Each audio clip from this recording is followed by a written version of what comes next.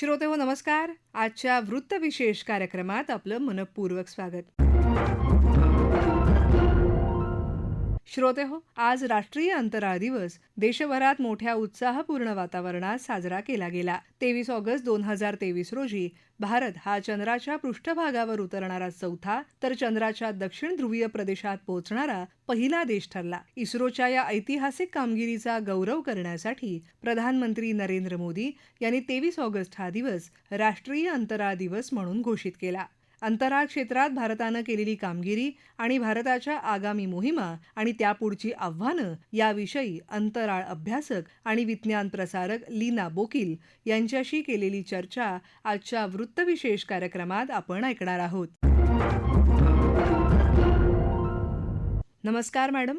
आज संपूर्ण देशात राष्ट्रीय अंतराळ दिवस साजरा केला जातोय. भारताच्या दृष्टीनं या दिनाचं महत्त्व काय आहे? नॅशनल स्पेस डे म्हणजे राष्ट्रीय अंतराळ दिवस हा आपण 23 ऑगस्टला साजरा करतो. कारण त्याच दिवशी 2023 मध्ये लुनार लँडिंग म्हणजे विक्रम लँडरचं सॉफ्ट लँडिंग किंवा अलगदपणे दक्षिण ध्रुववर चंद्रावर लँड झाला तो. आणि याआधी दुसऱ्या कुठल्याही देशाला असं यश मिळालं नव्हतं. खरं तर हा सेकंड अटेम्प्ट होता. म्हणजे चांद्रयान 2 थोडक्यात मिस झालेला. पण हे जे यान होतं विक्रम लँडर हे अगदी अचूकपणे ज्या कोऑर्डिनेट्सवर लँड करायचं होतं तिथे केला लँडिंग. आणि विज्ञान आणि तंत्रज्ञान यासाठी ही मोठी एक कामगिरी होती. It was a science technology victory. आणि इस्रोला हे यश मिळाल्यामुळे मॉरल बूस्ट झालं सायंटिस्ट इंजिनियर्सचं आणि याचं योगदान खूप मोठं आहे. आणि त्यानंतर it was like a game changer. आणि त्यामुळे त्यानंतर आपण मिशन गगनयानचं पण सुरू केलं काम. Soft landing on south pole of moon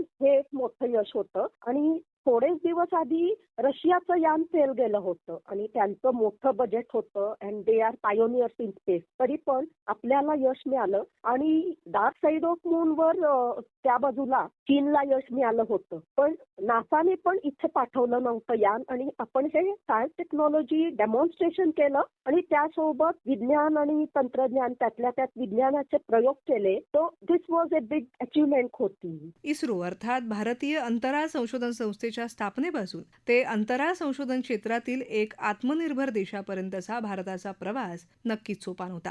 या काळात इस्रोनं केलेल्या देदीप्यमान कामगिरी आणि या प्रवासाविषयी काय सांगाल?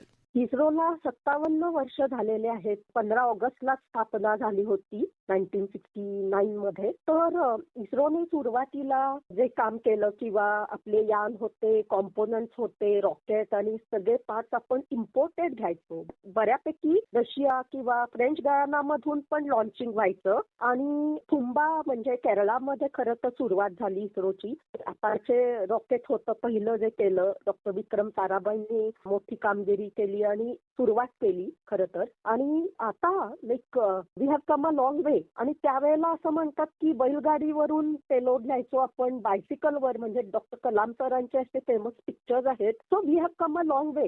आणि आता आपण आत्मनिर्भर आहोत या क्षेत्रात. कारण आता आपण सगळं एंड टू एंड. आणि चांद्रयान 3 ची हीच खासियत होती की from design and concept to execution सगळं मेक इन इंडिया होतं. सो आत्मनिर्भर भारतची ही जी मुवमेंट आहे तर डिफेन्स आणि स्पेसमध्ये खरंच आपण इम्प्लिमेंट केलेली आहे. आणि इस्रोनेच सगळं खरं तर काम केलं. रॉकेट आणि सगळं PSLV आणि हे सगळं इस्रोचंच. आणि private companies Godrej and Boyce, Tata aerospace, मग वायचंदनगर इंडस्ट्रीज, छोट्या छोट्या इन्स्टिट्यूशन्स अँड ऑर्गनायझेशनने कॉम्पोनंट्स पार्ट प्रोव्हाइड केले. सॅटेलाइट किंवा स्पेस ऍप्लिकेशन सेंटर, इस्रोचं अहमदाबाद सेंटर, बँगलोर अशा वेगवेगळ्या ब्रांचेसमध्ये इस्रोच्या सेंटर्समध्ये काही गोष्टी आपण बनवल्या. भारतीय ह्याचे बनावटीचे सगळंच आपलं मेक इन इंडिया होतं. आणि त्यामुळे आता आपण आत्मनिर्भर भारतच्या ह्याच्याकडे चाललो आहे मिशन आपली. आणि खरंच ही सक्सेसफुली इम्प्लिमेंट केलेली आहे. आणि आपण हे अचीव्ह केलं आहे.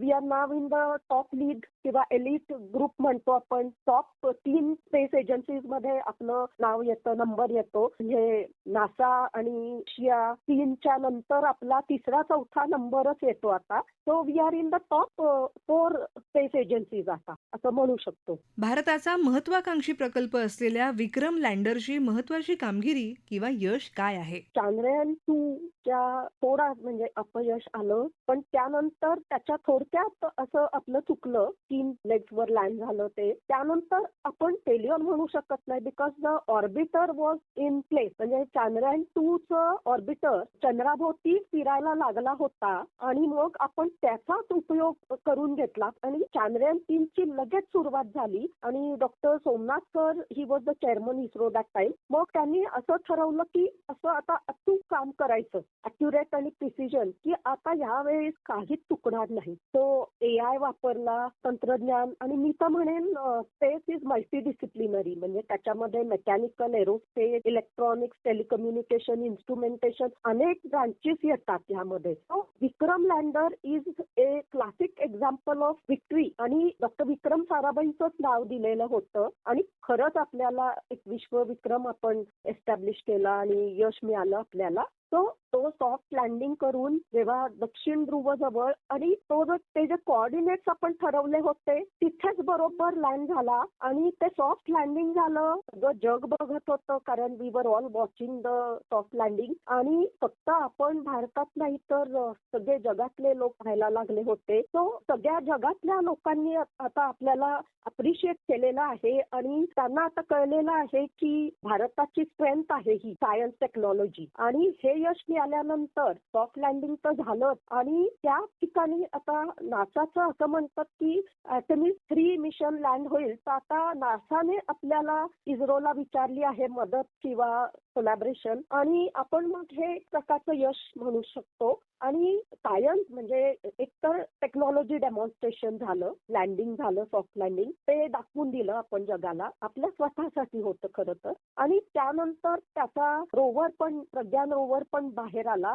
आणि 14 दिवस त्याचे प्रयोग सुरू होते. म्हणजे पेलोड्स होते त्याच्यावर किंवा इन्स्ट्रुमेंट. आणि विक्रम लँडरचे 4 आणि प्रज्ञानचे 3. आणि त्यांनी काही गोष्टी विज्ञानाच्या अशा शोध लावले किंवा हेलियम 3 आणि तिथे थोडं ड्रिलिंग करून पाणी आहे का, मग तिथे पुढचे मिशन्स आपल्या मोहिमा घडतील का. म्हणजे फक्त इस्रोसाठी नाही तर जगाला फायदा झाला पाहिजे. चंद्राची कशी निर्मिती झाली, moon is our natural satellite, आपला उपग्रह आहे, तर चंद्राचा अभ्यास करणं हे अतिशय महत्वाचा हा विषय आहे. या सगळ्या गोष्टींच्या असे शोध लावले आपण आणि खूप दूर अशा गोष्टी उलगडल्या. So we resolved or we solve many mysteries. आणि जेव्हा सोलर सिस्टम आपल्या सूर्यमालेची हे झाली निर्मिती, पृथ्वीचा जन्म झाला आणि चंद्राचा पण, तर त्यावेळेला काय काय कसं कसं घडलं असेल त्यासाठी आपण चंद्राचा अभ्यास करतो. तर हे विज्ञानासाठी अतिशय महत्वाच्या या गोष्टी आहेत.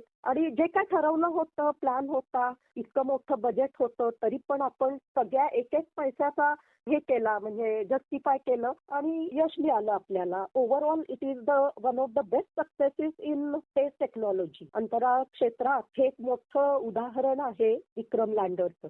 शैक्षणिक संस्था आणि विज्ञान प्रसारक राष्ट्रीय अंतराळ दिन कसा साजरा करतात? त्यामध्ये आणखी काही सुधारणा करणं आवश्यक आहे असं तुम्हाला वाटतं का? येणाऱ्या काळात गगनयान मोहीम होणार आहे, मग चांद्रयान 4, मंगलयान 2, शुक्रयान, असे जे या अशा अँबिशियस मिशन्स आहेत. तर हे अवेअरनेस ही करण्यासाठी खेडेगावात जाऊन आम्ही विज्ञान प्रसारक म्हणून काम करतो. सो यावर्षी आम्ही पुण्याच्या काही ZP स्कूल्समध्ये आणि कर्नाटक हायस्कूल, कलमाडी स्कूल आणि या आठवड्यात सैनिक स्कूल सातारा, कावेरी ग्रुपमध्ये मोबाईल प्लॅनेटेरियमचे शोध केले. म्हणजे तारेजमी पर नावाची एक बँगलोर स्पेस ऑर्गनायझेशन आहे, त्यांचे मोबाईल प्लॅनेटेरियम आहेत, म्हणजे तारांगण आहेत. तो ते आम्ही इथे आणून, सगळेच काही नेहरू प्लॅनेटेरियमला जाऊ शकत नाहीत, तो वी टेक इट टू द्या डोर स्टेप. आणि मोबाईल सायन्स लॅब आणि स्पेस ऑन व्हील्स अशा या गोष्टी आम्ही पॉप्युलराइज करतो. म्हणजे माझ्यासारखे विज्ञान प्रसारक किंवा अंतराळ एज्युकेटर, तो आम्ही हे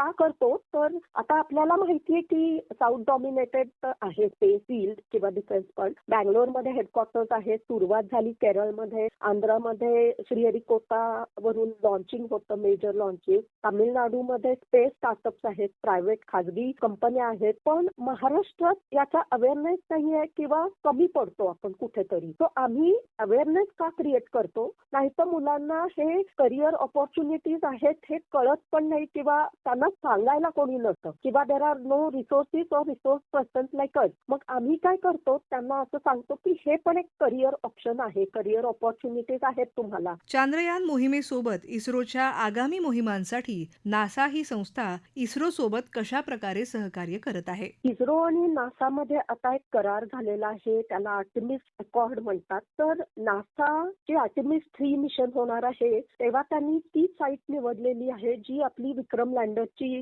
जागा होती, पॉइंट ऑफ लँडिंग. त्यामुळे आता आपण त्यांच्याबरोबर कोलॅबरेशन करणार आहोत आणि याचा फायदा आपल्याला पण नक्कीच होणार आहे, कारण आपल्या पण पुढच्या मोहिमांना आणि जगात आपलं एक स्थान झालेलं आहे, उच्च स्थान. So we are in the top notch space agency आणि याचा नक्कीच आपल्याला फायदा होणार आहे, कारण कमर्शियल मिशनसाठी आपल्याला खूप ऑर्डर्स येतील नंतर. तर आर्टेमिस 3 जेव्हा नासाचं लँडिंग होणार आहे, मॅन मिशन म्हणजे मानवी मोहीम असेल, तर ते 3 अंतराळवीर जेव्हा जातील तेव्हा इस्रोचा सहभाग असेल त्यामध्ये आणि that will help us in future mission आणि आपला त्यांना फायदा होईल, त्यांचा आपण करून घेणार आहोत, असा दोन्ही होणार आहे. भारताची महत्वाची मोहीम असलेल्या चांद्रयान 4 सोबतच अन्य आगामी मोहिमा यशस्वी करण्यासाठी इस्रो समोर काय काय आव्हानं आहेत? इस्रोची आता चांद्रयान 4 जी मिशन होणार आहे येणाऱ्या काळात 2 वर्षांमध्ये वगैरे, तर आपण रोवर पाठवणार किंवा एक बग्गी सारखी एक व्हेइकल आणि त्यानंतर मॅन मिशन. तर यासाठी लागणारी टेक्नॉलॉजी अतिआधुनिक असणार आहे आणि खूप एक्सपेन्सिव्ह म्हणजे खर्चिक असणार आहे मोहीम नक्कीच. पण त्याच्यासोबत टेक्नॉलॉजी जी ऍडव्हान्स टेक्नॉलॉजी लागते त्याला आपण आता सज्ज आहोत आणि ही झाली चंद्रावरची मोहीम चांद्रयान 4 आणि चांद्रयान 5 मॅन मिशन. पण आता पुढच्या वर्षी किंवा 2 वर्षात गगनयान 1 होणार आहे, मिशन होणार आहे, म्हणजे भारतीय अंतरिक्ष स्थानक किंवा आपली स्वतःची इंडिजिनस आपलं स्पेस स्टेशन. कारण इंटरनॅशनल स्पेस स्टेशन हे खऱ्या अर्थाने आंतरराष्ट्रीय आहे, परंतु आपलं स्वतःचं असं अंतरिक्ष स्थानक असेल लो अर्थ ऑर्बिटवर, म्हणजे 400 किलोमीटर पृथ्वीपासून वरती असा फिरतो तो. तर यासाठी लागणारी टेक्नॉलॉजी आणि आपण आता सज्ज आहोत. आपल्या ऍस्ट्रॉनॉट्सची ट्रेनिंग मॉस्कोमध्ये झाली, तर मॉस्कोमध्ये ट्रेनिंग झाली त्यावेळेला हे 4 पायलट, एअरफोर्स पायलट ज्यांची निवड झाली त्यांची कोविडच्याच वेळेला लॉकडाऊनमध्ये ट्रेनिंग रशियामध्ये झाली, परंतु सगळं बाकीचं भारतीय बनावटीचं आहे किंवा इंडियन एअरफोर्सचे पायलट्स आहेत आणि आपली टेक्नॉलॉजी आपलंच सगळं आहे. It is collaboration between Hindustan aeronautics limited HAL, Indian air force आणि इस्रो. मग त्यासोबत DRDOचं एक डिफेन्स फूड आणि मेडिसिन डिपार्टमेंट, कारण आपण अंतराळवीरांना पाठवतो स्पेसमध्ये तेव्हा त्यांची जेवणाची सोय करावी लागते, मेडिसिन, स्पेस मेडिसिन वगैरे. तर आता आपण सज्ज आहोत, त्याची सगळी तयारी चालू झालेली आहे आणि म्हणूनच मागच्या वर्षी ॲक्झियम 4 मिशन मध्ये जेव्हा ग्रुप कॅप्टन शुभांशु शुक्ला स्पेसमध्ये जाऊन आले ISS मध्ये, तेव्हा त्यांनी असे काही प्रयोग तिथे केले. म्हणजे आपले भारतीय एक्सपेरिमेंट, आपण 7 एक्सपेरिमेंट पाठवले होते आणि तिथे 14 ते 16 दिवस ते राहिले होते आणि he was conducting back to back every day experiment. तर हे प्रयोग होते जेवणासाठी, म्हणजे आपण मोड आलेली मटकी किंवा असं सगळं तिथे काय खाऊ शकतो, मग आपलं जेवण तिथे चालेल का वगैरे. तर असे सगळे प्रयोग आता चालू आहेत आणि गगनयान 1 विल बी अनमॅन आणि Gaganyaan 2 will be man mission. मग हे सगळं याची तयारी चालू झालेली आहे किंवा अंतराळवीरांना वरती पाठवणं सोपं आहे, पण त्यांना परत आणायचं सेफली ही एक मोठी चॅलेंज आहे. हे सगळे आव्हानं आहेत, त्याला आपण आता सज्ज आहोत. We are ready for it. धन्यवाद मॅडम. आपण राष्ट्रीय अंतराळ दिनानिमित्त आकाशवाणी मुंबईशी संवाद साधला त्याबद्दल आपले मनःपूर्वक धन्यवाद. श्रोतेहो, तुम्हाला हे माहिती आहे का? प्रज्ञान रोवरच्या यशस्वी तैनातीनंतर त्याच्या सॉफ्ट लँडिंग साईटला शिवशक्ती पॉइंट असं नाव देण्यात आलं. राष्ट्रीय अंतराळ दिन हा केवळ भारताच्या अंतराळ यशांचा गौरव करण्याचा दिवस नाही, तर अंतराळ विज्ञानात नवीन संशोधन आणि तंत्रज्ञानाच्या क्षेत्रात पुढे जाण्यासाठीच्या उत्साहाचा दिवस ठरला आहे असं म्हणता येईल. श्रोतेहो, आपला वृत्तविशेष हा कार्यक्रम आपण न्यूज ऑन AIR या ॲपवरही लाईव्ह ऐकू शकता. यासोबतच आमच्या मुंबई एअर न्यूज या YouTube वाहिनीवर कार्यक्रमाचं ध्वनिमुद्रण आपल्याला कधीही ऐकता येईल. याबरोबरच आजचा वृत्तविशेष हा कार्यक्रम संपला. हा कार्यक्रम आकाशवाणी मुंबईच्या प्रादेशिक वृत्त विभागानं सादर केला. संपादन आणि सादरकर्त्या संगीता गोडबोले, निर्मिती सहाय्य निकिता लाड, लेखन आणि समन्वय रवींद्र वसंतराव लोखंडे आणि निवेदन रश्मी पाटकर.